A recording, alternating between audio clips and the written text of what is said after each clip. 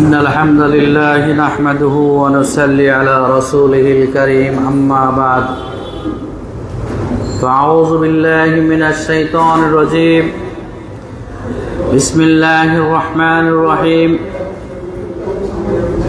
يا أيها الذين آمنوا اتقوا الله حق تقاته ولا تموتن إلا وأنتم مسلمون يا أيها الذين آمنوا استعينوا بالصبر والصلاة إن الله مع الصابرين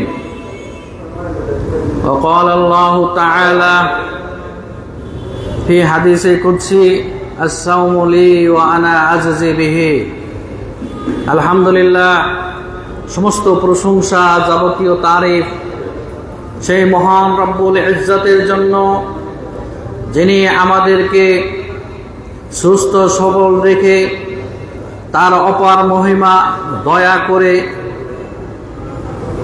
মাহে রমজানের পবিত্র সিয়াম পালন করার জন্য তৌফিক দান করলেন। আমরা আজকে এই 25শে রমজানে উপনীত হয়েছি। শুকরিয়া আদায় করে রব্বুল আলামিনের আমরা কালেমাতুল শুকর দিয়ে আল্লাহ রব্বুল আলামিনের শুকরিয়া আদায় করে বলি আলহামদুলিল্লাহ। দরুদ ও সালাম বর্ষিত হোক সর্বকালের সর্বশ্রেষ্ঠ মানবতার মুক্তির দূত জনাবে মুহাম্মদুর রাসূলুল্লাহ সাল্লাল্লাহু আলাইহি ওয়াসাল্লামের প্রতি অগণিত দ্বারায় দরুদ ও সালাম বর্ষিত হোক। আল্লাহুম্মা সাল্লি আলাইহি আল্লাহুম্মা বারিক আলাইহি। সম্মানিত উপস্থিতি, আমরা পবিত্র মাহে রমজানে অবস্থান করছি। দেখতে দেখতে আজকে 25 রমজান চলে যাচ্ছে, কিন্তু আদৌ আমরা এই রমজানের যে হক সেটাকে আদায় করতে পেরেছি? একটু বিবেচনা করলে বোঝা যাবে আমি কতটুকু এই রমজান মাসে সিয়াম সাধনা করে নিজেকে সংশোধন করতে পেরেছি, এই রমজান মাসের হক কতটুকু আদায় করতে পেরেছি।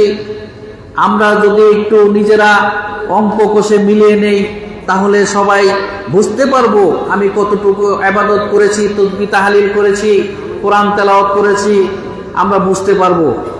কিন্তু আমরা দুনিয়াবি কাজে নিজেরা ব্যস্ত। কিন্তু মহান রব্বুল আলামিন আমাদের ঘোষণা দিলেন, ইয়া আইয়ুহাল্লাযীনা আমানুত্তাকুল্লাহ, হে ঈমানদারগণ তোমরা আল্লাহকে ভয় করো।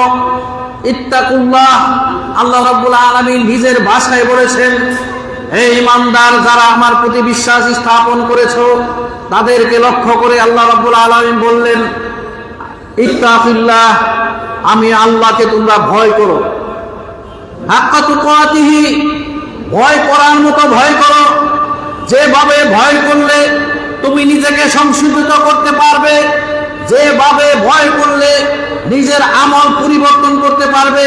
তুমি অন্যায় অবিচার, তোমার ভিতরে যে শয়তানি ওয়াসওয়াসা রয়েছে সেগুলো থেকে তুমি আমাকে ভয় করে আমার ডরে আমার ভয়ে তুমি নিজেকে সংশোধন করতে পারবে। এমন কিভাবে তোমরা ভয় করো।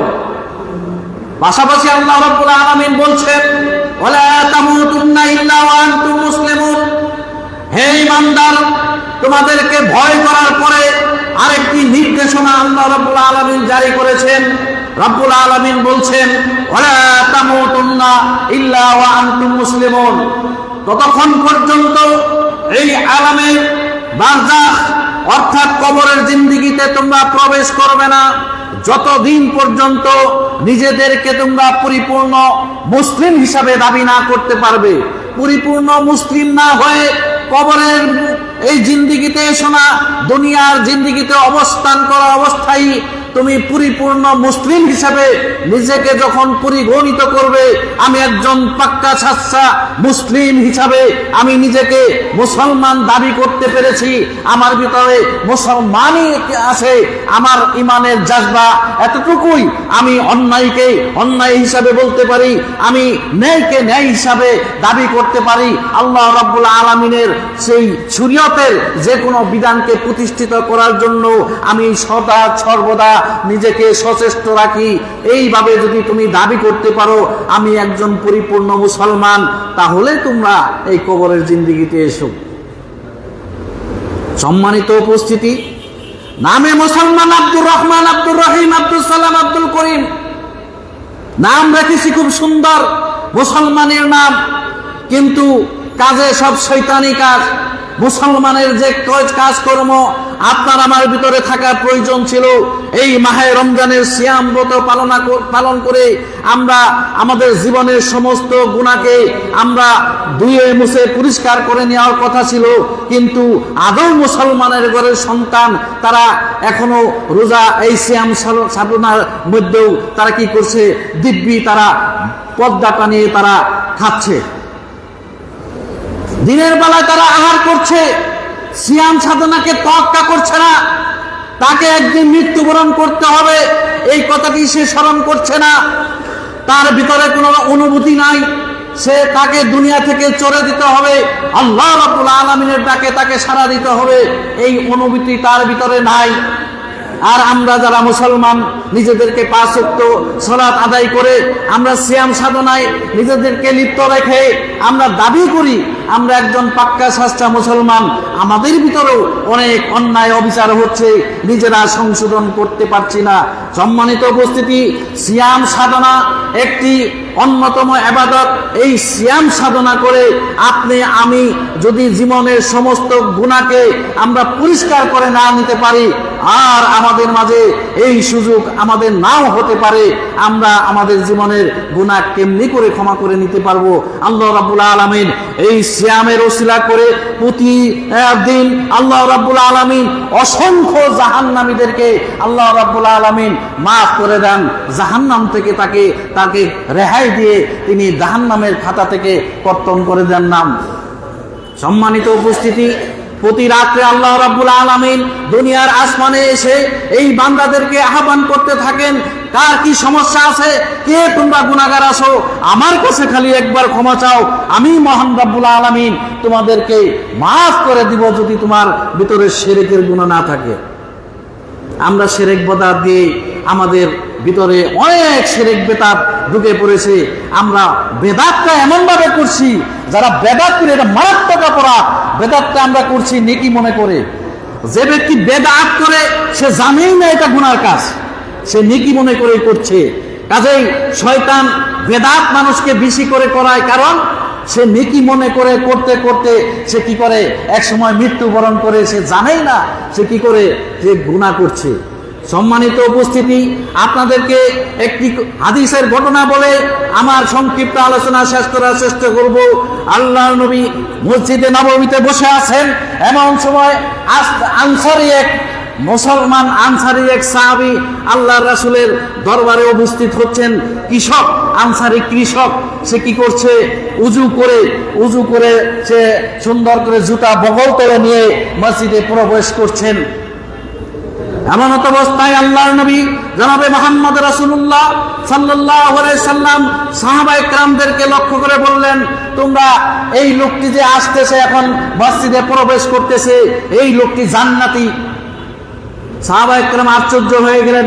একজন কৃষক, সে খেতে খামারে কাজ করে, তিনি উজু করে এই উজুর পানি দাড়িতে টক টক করে ধরছে, বগল তলে তার জুতা, এমনি করে তিনি আইসে মসজিদে প্রবেশ করছেন।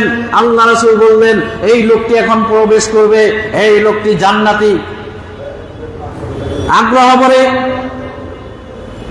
আল্লাহর রাসূল এই কথা বললেন, একে একে 3 দিন এভাবে বললেন যে এখন যে লোকটি প্রবেশ করবে এই লোকটি জান্নাতি।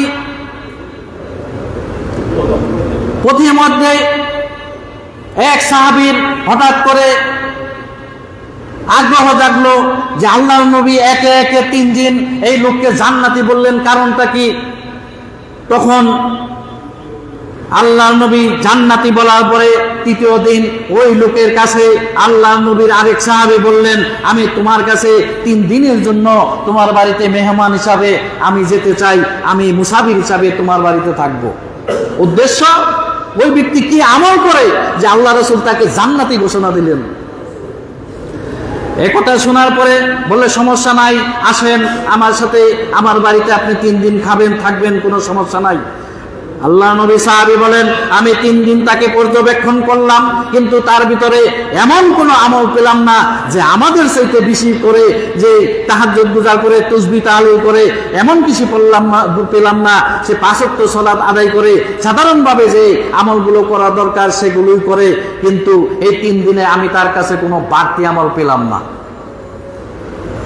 3 দিন পরে বিদায় হচ্ছেন, সাহাবী জিজ্ঞেস করছেন যে আপনার বাড়িতে আমি আসছিলাম, আল্লাহ রাসূল আপনাকে 3 দিন বলেছেন যে আপনি জান্নাতি, কিন্তু কি আমল এমন করেন যে আপনি জান্নাতি, কিন্তু আমি এমন কোন নতুন আমল আপনার ভিতরে খুঁজে পেলাম না।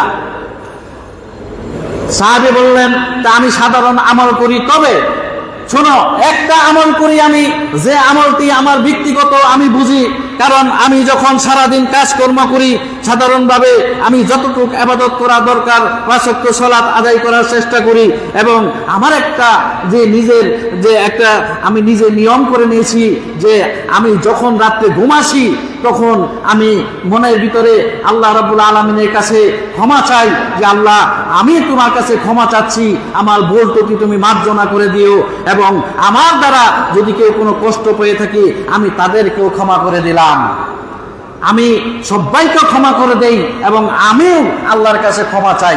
এই আমলটি আমি প্রতিদিন করি। আল্লাহ নবী সাহাবী বললেন, হয়তোবা এই আমলটি তোমার আল্লাহ রাব্বুল আলামিনের কাছে পছন্দনীয়, তাই আল্লাহর রাসূলকে জানিয়ে দেওয়া হলো তুমি জান্নাতি। আল্লাহ রাসূল একে একে এই আনসারী সাহাবীকে বললেন, এই ব্যক্তি জান্নাতি, সুবহানাল্লাহ। কিন্তু আমরা সাহাবীরা, আল্লাহ রাসূলের সাহাবীরা জান্নাতের সুসংবাদ পেয়েছে আমলের মাধ্যমে, কিন্তু হতভাগা মুসলমান, আমরা মুসলমানিত্ব দাবি করি, আমাদের ভিতরে মুসলমানিয়াত আছে, নামে মুসলমান, কাজে সব কি শয়তান। আমরা শয়তানের যে কার্যকলাপগুলো রয়েছে সেগুলোর সাথে আমরা জড়িত। সম্মানিত উপস্থিতি, আমরা আপনাদেরকে এই অনুরোধ করব, আমরা অন্ততপক্ষে বাকি 5টা বা 4টা বা 6টা যে কয়টাই রোজা সিয়াম আমাদের সামনে রয়েছে, অন্ততপক্ষে এই সিয়ামগুলোতে আমরা যেন আমরা এই সিয়ামগুলোর হক আদায় করে আমাদের জীবনের সমস্ত গুনাহ মাফ করে নিতে পারি। আরেকটি হাদিস আল্লাহ রাসূলের, যে আরেকটি হাদিস আপনাদের কাছে বলছি, যে তারা আল্লাহ রাসূলের দোয়াগুলো, আল্লাহ রাসূলের কথাগুলো কিভাবে মানতেন, এর একটা দৃষ্টান্ত প্রমাণ দিয়েই আজকের কথা শেষ করব। আল্লাহ নবী হযরতে আবু সালমা, একজন বৃদ্ধ সাহাবী, তিনি কি করছেন, তার অনেকগুলো সন্তান, এই বৃদ্ধ সাহাবী তিনি অত্যন্ত ভালো মানুষ। আবু সালমা একদিন আল্লাহ রাসূলের দরবার থেকে, আল্লাহ রাসূলের বৈঠক থেকে এসে মুস্কি মুস্কি হাঁটছে, আর উম্মে সালমাকে বলছে, আমি আজকে আল্লাহ রাসূলের দরবার থেকে এমন একটি দোয়া শিখে এসেছি যে দোয়াটি অত্যন্ত মূল্যবান। উম্মে সালমা বলেন, আবু সালমার কাছে আমি আগ্রহ জানতে চাইলাম, আমাকে একটু বলুন দোয়াটা কি।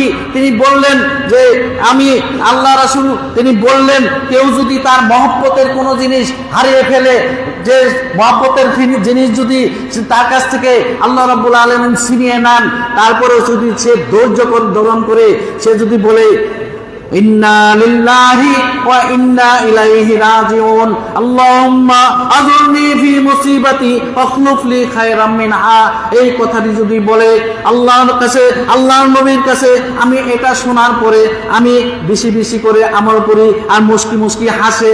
আর উম্মে সালমার কাছে যখন বলল, উম্মে সালমা সাথে সাথে দোয়াটি মুখস্থ করে ফেললেন। উম্মে সালমা বলেন, আমি সাথে সাথে দোয়াটি মুখস্থ করে ফেললাম, আমল করা শুরু করলাম। কয়েকদিনের মধ্যেই আবু সালমা ইন্তেকাল করলেন। আবু সালমা ইন্তেকাল করার পরে আমি অত্যন্ত কষ্টের জীবন যাপন করলাম, কারণ আবু সালমা এমন কোনো ধন সম্পত্তি রেখে যায় নাই, আমার সন্তানদেরকে লালন পালন করব, অনেকগুলো সন্তান, কিন্তু আবু সালমার মতো উত্তম মানুষ আমি দুনিয়াতে আর দেখি না। তিনি মনে মনে বলছে, এই দোয়াটির অর্থ হচ্ছে, হে আল্লাহ, আমি যা হারিয়েছি তার চাইতে উত্তম জিনিস আমাকে তুমি দান করো। আল্লাহুম্মা আজরনি ফি মুসিবাতি আখলুফ লি খায়রাম মিনহা। উম্মে সালমা বলেন, আমি এটা যখন কি করলাম, পাঠ করতে থাকলাম, আল্লাহুম্মা আজরনি ফি মুসিবাতি আখলুফ লি খায়রাম মিনহা। আল্লাহ রাব্বুল আলামিনের নবী আমার ইদ্দত শেষের পরে আমার বাড়িতে মেহমান হিসাবে এসে সালাম দিলেন, তাকে বসার ব্যবস্থা করে দিলাম। তিনি বললেন, উম্মে সালমা, আমি তোমার কাছে একটা পয়গাম নিয়ে এসেছি। সে পয়গামটি কি? আমি তোমাকে শাদী করতে চাই। সুবহানাল্লাহ, আমি তোমাকে বিবাহ বন্ধনে আবদ্ধ করতে চাই। উম্মে সালমা বলেন, আমি বৃদ্ধা মানুষ, আমি অত্যন্ত লজ্জাপতি, আমার অনেকগুলো সন্তান রয়েছে, আপনার এই কথাটি আমি কিভাবে পালন করতে পারি? আল্লাহ রাসূল বললেন, কোনো সমস্যা নাই, আমার অনেকটি বিবি রয়েছে, আমিও বয়স কম না, আমার তোমার সন্তান তো আমারই সন্তান। এই বলে আল্লাহ রাসূল ওই প্রস্তাব দিলেন। উম্মে সালমা রাজি হয়ে গেলেন। দেখেন, আল্লাহ রাসূলের এই দোয়াটি যখন পড়তে পড়তে উম্মে সালমা আবু সালমার মতো উত্তম মানুষ তিনি হারিয়ে ফেলে আল্লাহর নবীকে তিনি স্বামী হিসাবে গ্রহণ করেছিলেন। কাজেই আমরা যদি যা শুনি আমল করতে পারি তাহলে আমাদের জীবন পরিবর্তন হয়ে যেতে পারে।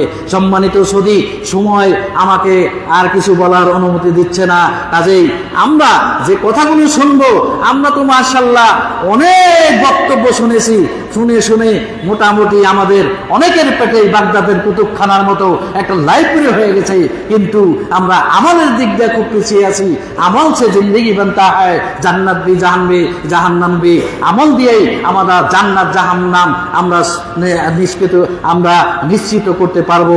কাজেই আমি আমার কথাকে আর না বাড়িয়ে আপনাদেরকে অনুরোধ করব, আমরা যা শুনি তা যেন আমল করার চেষ্টা করতে পারি, আমল করতে পারি, তাহলেই আমাদের আলোচনা সার্থক হবে। ওমা আলাইনা ইল্লাল বালাগুল মুবিন। আসসালামু আলাইকুম ওয়া রাহমাতুল্লাহ। সুবহানাকা আল্লাহুম্মা ওয়া বিহামদিকা আশহাদু আল্লা ইলাহা ইল্লা আনতা আস্তাগফিরুকা ওয়া আতুবু ইলাইক।